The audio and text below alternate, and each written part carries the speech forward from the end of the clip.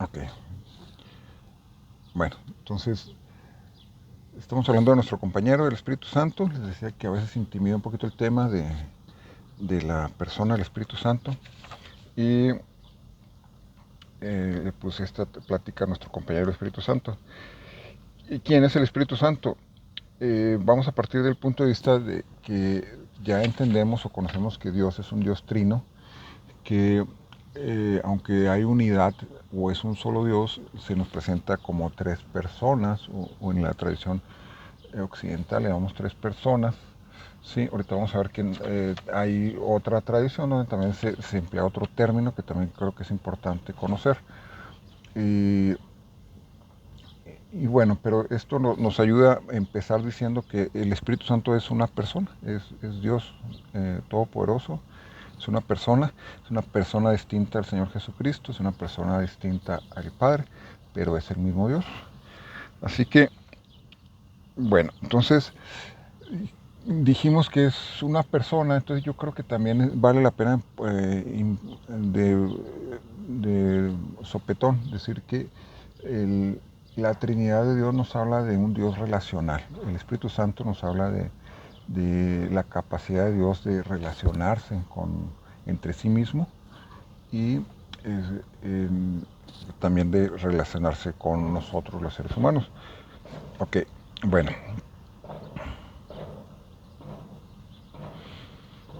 fíjense cómo habla Juan acerca del Espíritu Santo y su relación con Jesucristo. Dice, yo no le conocía, Juan no conocía a Cristo. Sin embargo, dice, el que me envió a bautizar con agua, que él me dijo, sobre quien vea descender el Espíritu, que permanece sobre él, ese es el que bautiza en el Espíritu Santo. Y yo le vi y he dado testimonio de que este es el Hijo de Dios. Entonces, fíjense qué interesante, o sea, Juan viene a ser un profeta de Dios, y conoce también al Espíritu Santo porque sabe que el Espíritu Santo se va a posar sobre alguien, pero no sabe a quién era ese alguien. Entonces, el Espíritu Santo nos indica a la persona de Jesucristo, pero aquí quiero que vean cómo Juan, distinto como es la mayor parte de la experiencia de nosotros, él conoce al Espíritu Santo antes de conocer a Cristo. Usualmente nosotros venimos a Cristo a través de la experiencia del Evangelio, de entender que Él murió por nuestros pecados, que resucitó al tercer día, y después viene el conocimiento de que hay un Espíritu Santo. ¿Sí? Entonces, pero fíjense, aquí, entonces, nomás para que se den cuenta que es una persona distinta, lo podemos conocer. Alguien te puede hablar del Padre y lo puedes conocer independientemente que conozcas al Hijo o no. Obviamente, para hablar del Hijo, pues tienes que ver que hay un Padre, pero sin embargo, es una experiencia diferente. Conocer al Padre, conocer al Hijo.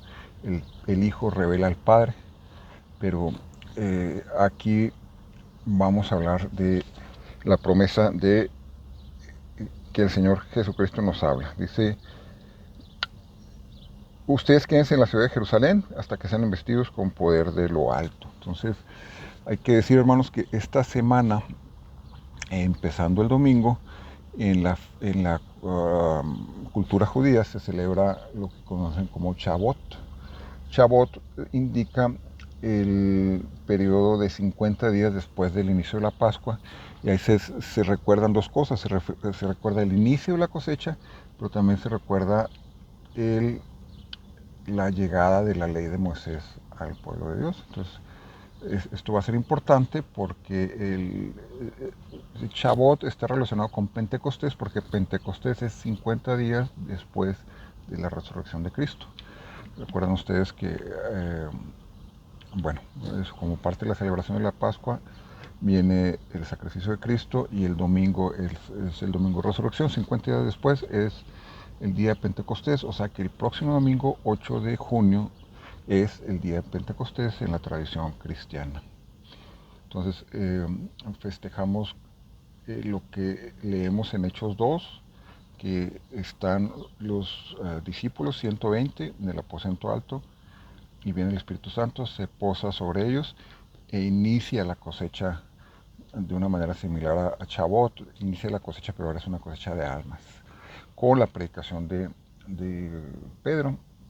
Entonces, hermanos, aquí la otra parte importante a destacar es esto que nos dice el Señor Jesucristo. Él los va a convencer de pecado, de justicia y de juicio. Entonces, es importante, hermanos, el entender, o quiero yo utilizar esta reflexión para eh, este año, ¿verdad? Pero cada año y de una manera durante el año no le hace que no sea Pentecostés, el entender que debemos permanecernos sensibles a la voz del Espíritu para que seamos comenzados de pecado, de justicia y de juicio. ¿Por qué? Porque vemos la efectividad de Pedro, hermanos, en la predicación del Evangelio después de que viene el Espíritu Santo.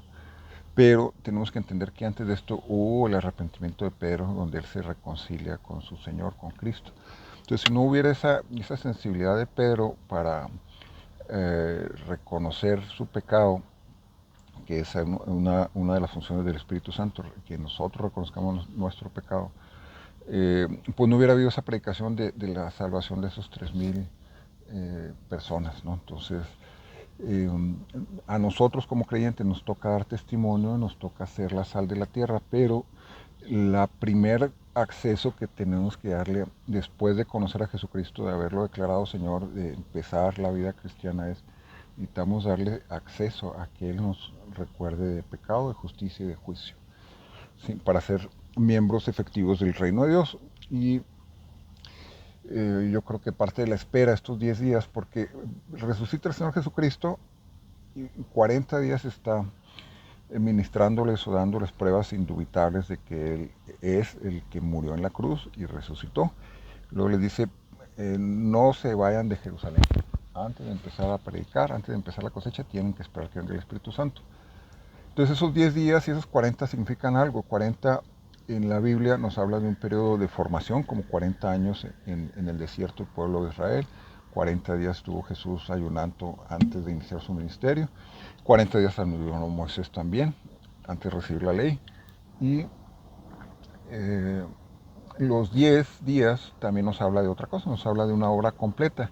Para dar un total de 50, hermanos, que nos habla de una liberación. Si recuerdan ustedes, el año 50 es el año de jubileo, es el año de liberación completa. Entonces, hermanos, que nosotros seamos sensibles a esa justicia, a ese trato de Dios con nosotros acerca de pecado, justicia y juicio, nos va a permitir precisamente tener esa libertad gloriosa que es comprada en la cruz del Calvario, pero es comunicada por medio del Espíritu Santo.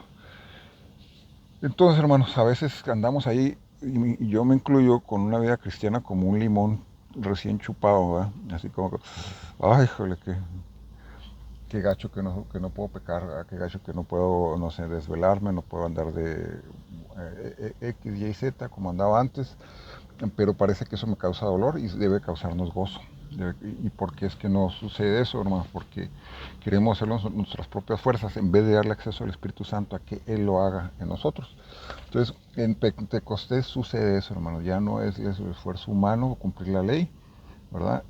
Es el poder de Dios y se recibirán poder para que sean testigos, y es poder desde lo alto, ¿sí? Para que sean investidos con poder desde lo alto. Bueno, hermanos, entonces les quiero platicar también que me dio curiosidad acerca del concepto este de persona. Entonces le pregunté a una herramienta de inteligencia artificial. Fíjese qué interesante, usted le puede decir, imagínate que eres tal o tal punto de vista y sácame sobre este tema, con este punto de vista, los escritos que hay acerca de eso. Entonces le dije, imagina que eres un erudito católico y dame un ensayo de 400 palabras acerca del concepto persona en la teología católica romana, ¿no? Obviamente porque nosotros como protestantes provenimos de esa formación del concepto de Trinidad y de persona. Entonces fíjese qué interesante lo que me dice aquí. El término persona tiene sus raíces en el mundo antiguo, en la cultura teatral de los romanos. Se refería originalmente a máscaras que usaban las representaciones dramáticas. No solamente eran máscaras como las conocemos ahora, sino que también se utilizaban para amplificar la voz de los actores. Personare significa sonar a través de, y representa visualmente también el personaje interpretado. Entonces, la máscara quedó intrínsecamente integrar al rol del personaje que están hablando, pero también en la capacidad de que la voz llegara más lejos. Acuérdense que no había bocinas entonces, ni micrófonos. Bueno, entonces se utilizó este término para hablar de las diferentes expresiones donde el Señor Jesucristo mismo dice, eh, por ejemplo, dice, toda blasfema va a ser insulto sobre el Hijo del Hombre, va a ser perdonado, pero si tú blasfemas, entonces hablas en contra de o te opones a la obra de el Espíritu Santo, eso no puede ser perdonado. ¿Por qué es eso, hermanos? Porque, aunque es otro tema bastante complicado, el Espíritu Santo es el que está a cargo de enseñarnos. Entonces tú vas en contra de la enseñanza. ¿Cómo te vamos ahora a decir que estás mal? ¿Sí?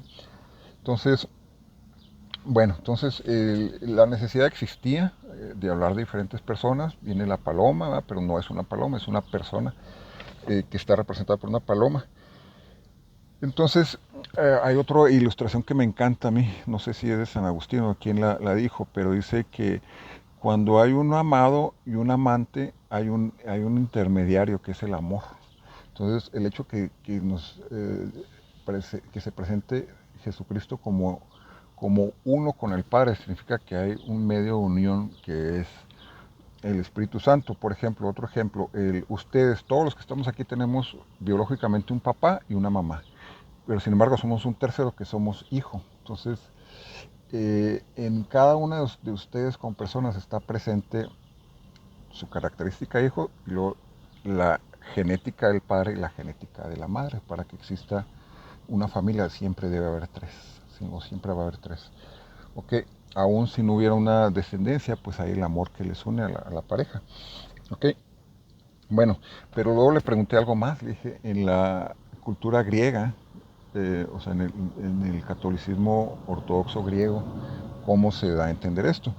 Estas dos iglesias se separaron en el año 1054, hermanos, pero en realidad crecieron por separado, porque alrededor del, no estoy seguro exactamente qué año fue, pero probablemente haya sido por ahí del año 300, el imperio romano se dividió en dos capitales, una que era Roma, y su idioma oficial era el latín, y la otra que era Constantinopla, lo que hoy es Estambul en Turquía, pero era parte del imperio romano de Oriente y su idioma oficial era el griego. Entonces también había dos sedes de la iglesia y básicamente ellos desarrollaron su teología en base al idioma griego, que era el idioma original del Nuevo Testamento. Entonces resulta que para ellos, y lo que me dice aquí la herramienta esta, es que en la tradición ortodoxa griega y eslava o rusa, el término que traducimos como persona lleva un profundo peso teológico, pero aunque se utiliza también ese concepto en la cultura ortodoxa griega, hay un concepto que para ellos es más primordial, que es simplemente decir una persona, que es hipostasis. Hipostasis, a diferencia del término persona, eh, que significa una máscara, que también luego persona nos sale de una identidad legal.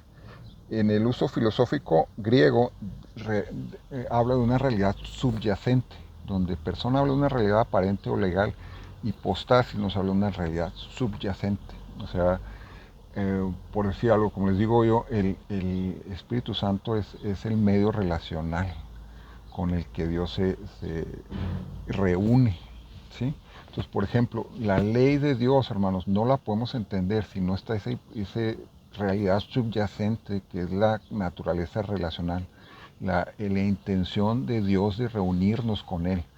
¿Sí? Un ejemplo le voy a dar. Jesucristo sana a 10 leprosos y le dice, vayan y muéstrense al sacerdote, que era algo que estaba en la ley. Entonces van los 10 y se regresa uno. Y luego dice Jesús, ¿por qué nomás se regresó uno? ¿Y los otros 9? O sea, ¿a qué se refiere eso? Que si yo permito que el Espíritu Santo trate conmigo, va más allá de simplemente cumplir con la ley, que es la reacción, sino que voy a cumplir con el propósito de Cristo, que es reunirse conmigo, ¿sí? Ese es el propósito del Espíritu Santo, de hacer una comunidad. Ok, entonces es importante, hermanos, o me llama mucho la atención porque también para los ortodoxos la hipostasis no solamente la debemos entender como las diferentes realidades subyacentes de cada uno de los quienes de Dios, sino también una realidad subyacente que Dios está generando en cada uno de nosotros, de tal manera que yo como creyente, hermanos, no voy a ser un creyente completo si yo no contribuyo a que cada persona en esta comunidad sea lo que Dios tiene planeado para esa persona. ¿Sí? Entonces, esto es lo que vemos en Juan 17, cuando dice el Señor Jesucristo, que ellos sean uno. Así dice, para que todos sean uno, Juan 17, 21, como tuvo Padre en mí y yo en ti, que ellos también sean uno en nosotros. Entonces, el ser uno, hermanos, no significa ser una fusión o una amalgama donde no se distinguen las diferentes realidades subyacentes, sino al contrario, significa que tenemos el Hijo da gloria al Padre, pero el Espíritu Santo revela al Hijo y da gloria al Padre también. Y el Padre envía al Hijo y envía al Espíritu Santo, ¿se fijan? Entonces así también, por ejemplo, a mí me da mucho gozo, aunque me debería dar hasta vergüenza, pero, por ejemplo, mi hermano Iván, que pues vivo yo en otra ciudad, ¿no? Y si no lo saben, pues también ¿cómo les quiero decir? Estoy en mi segunda adolescencia, me refiero que soy soltero, divorciado, y el hermano se preocupa, Gustavo, ¿cómo estás viviendo? Y de repente va, me visita y a ver cómo estás y cómo andas, ¿me explico? Y yo también debo hacer lo mismo con cada uno de ustedes, y yo sé que a lo mejor no lo hago lo suficiente. Pero el punto es que para que la verdadera hipostasis de quién es Gustavo se dé, se tiene que dar la hipostasis de quién es Jorge Martínez, quién es Abdi González, quién es cada uno de la comunidad que Dios nos está formando, hermanos. Y esto es un concepto que, como les digo, sí sale a flote en la cultura griega, pero no tanto así en la cultura romana. Entonces, en la cultura romana, pues hay más el concepto de la autoridad, una autoridad piramidal, ¿verdad? Y tanto así, pues que es donde se da el concepto del papado de Pedro, ¿no? Y en la cultura griega, ¿no? Eran 5 obispos que todos eran equivalentes en dignidad, pero había uno que ellos le consideraban más preeminente, que era el de Roma, ¿no? Entonces, pero no era como después nos han dicho en la cultura latina, romana católica, que pues era el sustituto de Cristo, ¿no? Ya ven que por eso hicimos la reforma, o se hizo la reforma. Entonces, hermanos, este, me parece importante señalar esa diferencia, hermanos, porque en Pentecostés viene el Espíritu Santo y los que antes eran completamente diferentes, o sea, hablaban diferentes idiomas, de repente se pueden entender unos a otros, hermanos. Hemos tenido diferentes movimientos donde viene el Espíritu Santo y eso nos debe permitir entendernos más unos a otros. Entonces, si no lo enfocamos bien, hermanos, a veces parece que va a suceder lo contrario, que nos vamos a dividir porque yo tengo un don, que era lo que pasaba en la iglesia de Corintios, y tú tienes otro. Yo soy de Cefas, tú eres de Pablo, yo soy pentecostal, yo soy X, Y, Z, yo soy ortodoxo, yo soy católico romano, yo soy presbiteriano, reformado, o otra cosa, ¿no? Entonces, cuando viene el Espíritu Santo, hermanos, a la iglesia en el aposento alto, de repente ya se pueden entender, qué maravilloso, ¿no? Entonces, ¿qué es lo que habla el Señor Jesucristo ahí? Entonces, hermanos, yo creo más que nada, el objetivo mío con mensaje es que entendamos que el Espíritu Santo es la persona que habita dentro de mí, que es el amado mismo, es Cristo mismo habitando dentro de mí, y que así como Él es mío, yo soy de Él, así como Él habita dentro de mí, yo habito dentro de Él, y la manera correcta de habitar o de vivir la vida cristiana es eso, habitar, dice, permanezcan en mí, que es habiten en mí, es Juan 15, y yo en ustedes. Entonces, hermanos, esta promesa es cuando viene derramarse y Él nos dice, los voy a bautizar en el Espíritu Santo y fuego, es Espíritu Santo y poder. Entonces, hermanos, vamos a tomar esta oportunidad para tomar el poder de Dios por medio de la promesa, no por medio de nuestra arrogancia o nuestra interpretación de la Biblia o nuestra doctrina o herencia doctrinal, sino porque es una promesa de Dios y porque el Señor Jesucristo nos dijo que le esperaba y porque sabemos que Él es fiel. Padre, te damos gracias, Dios, esta tarde. Te rogamos que sea tu reino establecido aquí en la tierra, por medio del poder y la promesa de tu Espíritu Santo. Espíritu Santo, aduéñate de mí y hazme como tú quieres que yo sea. Líbrame, límpiame, enséñame mi pecado y permite que yo renuncie a todo pecado y abrace la justicia y el juicio que tú quieres que yo abrace. En nombre de Jesús. Amén.